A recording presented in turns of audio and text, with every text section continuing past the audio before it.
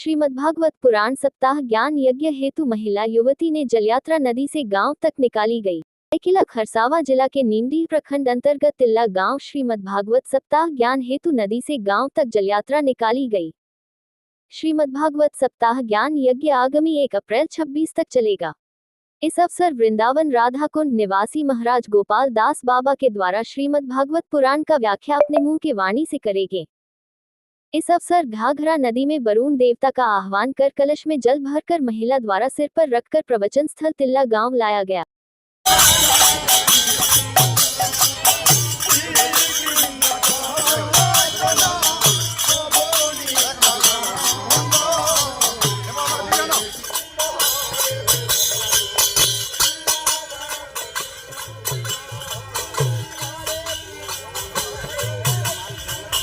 समय যত মহিলারা আছো ব্রতীদের পেছনে থাকবে, এইভাবে চলবে না। এরা আগে থাকবে, আমরা সবাই পিছনে। থানাকে ফোন করে দিলে থানাওয়ালারা বেরিয়ে আছে।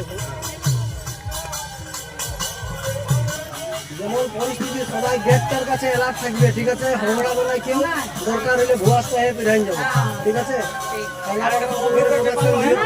থানাওয়ালাকে ফোন করলে থানাওয়ালারা আসছে অবশ্যই। श्री राधा राधा।